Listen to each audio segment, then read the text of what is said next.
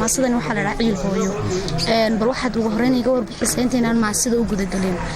waxa ay ka hadlayso maasadani iyo sababta ku timid ciil hooyo nastaxaad baad mahadsan tahay horta sida magaceeda ka muuqata waxa ku suntan hooyo waxa xagga hore ka raacsan laakiin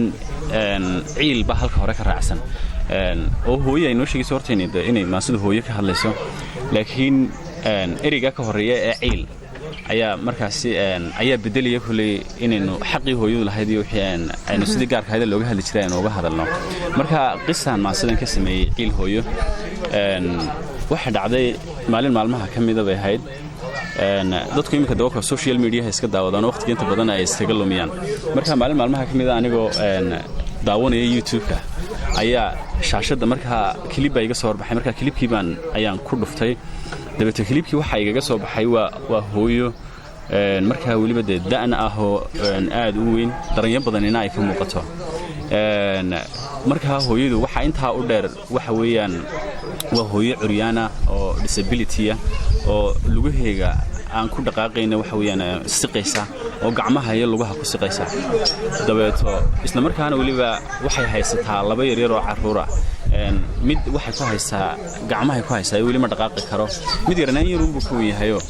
uu ag socdaa marka nin wariyaaba aanan mika magaciisina aanan xusi karin oo ka cudur daaranayba marka ayaa ka soo duubay clipka ka soo duubay markuu wareysanayay buu ku lahaa taariikh nololeedkeygii buu weydiinayay marka waxay ka sheekaysay inaanay marka aanay garanayn cid dhashay ay ku soo barbaartay gidaarka ay markaasi aanay wax ehela oo markaasi nolosha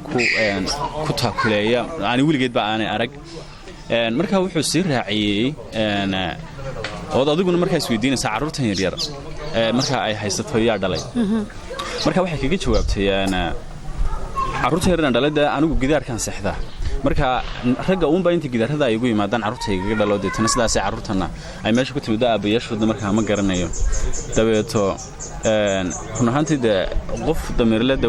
waa wax bedeli kara oo waxa weeyaan waliba tan ka oohin kara inaad ooyday kugu khasbaysa waxaynu garanaynaa hooyadu dhibaatada ay ilmaha la soo marto iyadoo oo la taakuleen iyadoo gacanta lagu hayo iyadoo ehel iyadoo wehel haysata marka waxaad image garayso marka hooyo gidaar waxa weeyaan uur ku yeelatay gidaar markaasi ku foolatay gidaar ku dhashay waxa weeyaan aan cid gargaarta haysan ilmaheegii doonaysa laga rabo markaa inay iyadoo shaqo cid kale lahayn iyadii ilmaheega aan midna cid kale lahayn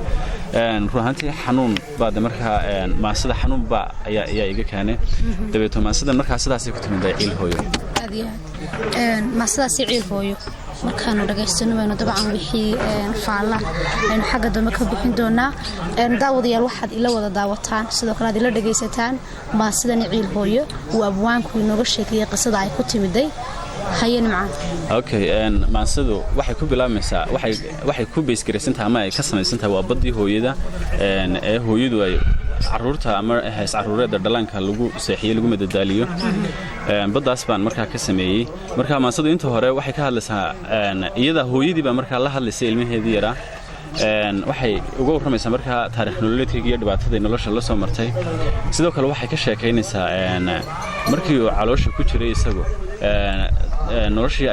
ay markaasi la soo martay maraaxilka kala duwanaa ay la soo martay aakhirkan waxay ku soo gabagabaynaysaa markaa siday ugu farxday isagu markuu dunida yimid iyadoo intaasoo dhibaataaba la soo martay iyo aakhirkana inay markaa aanay weliba aanay sidii aabihii uu yahay oo kalaama dabeecadii aabihii inaanu yeelan ayay kula dardaarmaysaa hubey catowa hubeeyay hees ciyaala tix baan kuu curinayaaye codkan kuu duubayaana fariin culus buu sidaaye cigaalow ila dhageyso caruurnimadeedii hooyo cisiin kuma soo barbaarin ma aan arag caano hooyo ma aan helin ciidan aabbo cid ii helana ma eersan dhawaaf hadalkeeda daaye cashana layguma gargaarin samow calaf layma siinin weliba calal layma goynin nolosha caynkeeda toosan anigu kuma caana maalin cidlaan kaga soo barbaaray waxaan ahay noole caagan curyaan aan socodka aadin cagtiyo adinka ay duuban waxaan ahay caamo hooyo dugsaa cilmi lagu bartaaye la ima carbinoo ma aadin culimo waxba iima sheegin waxaan ahay caydh saboolah adduun iyo cuud ma haysto waxaan ahay ruux cagaagan dunida caqabadaheeda ciqaabta adduunka taala sidii casharkaan u qaatay dibtana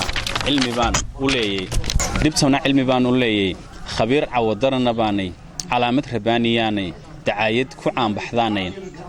hadday cayileen facaygu waxaan ahay caato dhowban haddii dugsi lagu caweeyo gidaarkan caw dhigtaaye waxaan soo maray cibaaro haddaan cajalaad ku duubo dadkii cajab gelin lahaydba ku caajisilaa warkayga intaan cadad soo rafaaday haddaan ahay naafa cawlan haddana cadrad baan ahaaye in lay calmadaan jeclaaye cilaan marsadaan jeclaaye ciyaar la tumaan jeclaaye cawiyo nabad baan jeclaaye samow dhulka inaad ku ciiddo cashiiro inaad lahaato casabo waan kula jeclaaye calliyo nacas baa i heeray aniga ceeb iyo xambaarshay rag baa ii cagajugleeyey markaan iska caabin waayey laxaad celiyana u waayey aniga cirdigayga biiyey cataabay maxaan cataabay maxay tala igu caddaatay muxuu ciil igu gadhoodhay caloolyow igu abuurmay muxuu cir habeen darrooray cidliya iga helay bannaano culayskii fooshihooyo markaan kugu siday caloosha maxaan hadba dhinac u ciiray maxaan nafla caarid deeday maxaan calashaday fartayda dhexdayda maxaad ciyaartay maxaad igu cagabadhiyeysay cidhiidhi maxaan dareemay culaysisay feedhahayga maxaan ceshan waayey oohin ilmadu sida caydhka roobka maxay camankay dareertay caddii qurcud ii masoobay ha yeeshee cidhib dambeeto cawiiskaad dhalatay hooyo samow cuqdadii i haysay sannada ciilkii dhitaysmay codkaagaan kaga bogsooday samow kaga caafimaaday adigu cunug khayr qabaatay cadkayga ka beermay baatay samow curadkaygii baatay curuuqdiiyo jiidhkii baatay kaliil dadku caana waayey cir ani ii hooray baatay dhulkiyo carrig waa abaaday cagaarkii ka soo baxaatay caynaanku ku doogsadaatay hooyoy raggu waa cadaawe xumiyo ceeb kama xishoodo cambaartana kama sariigto anigu cuqdad baan ka qaaday colaad baa naga dhaxaysa ilaahay cadaaladiisa weliba cuqubooyinkayga ishaydiiyo cawridayda cishada rabbi baan ka goosan cadaabtaan ugu horseedii hooyoy dumar cawro weeye cid loo naxariista weeye cillaanka adduunka weeye caqliba male aabbahaaye cigaalow hayga raacin sidiisa ha caasiyoobin ducaan kuu cuurayaaye ha iga noqon caadi qaate duciya ha ka tegin cibaado ku hay carabkana qur'aanka dadkana gara kiisa caawlan miskiinkiiyo ducufka caawi cumaamadda sharafta qaado halkaasay kusoo gabagabaynaysa markaa hooyadaas heesta nimcaan maase aad iyo aad dabcan u dareen leh hooyo weliba hooyo ciilan bay ka hadlaysaa maasida ninkii aad akhrinaysa maxaad dareemaysaa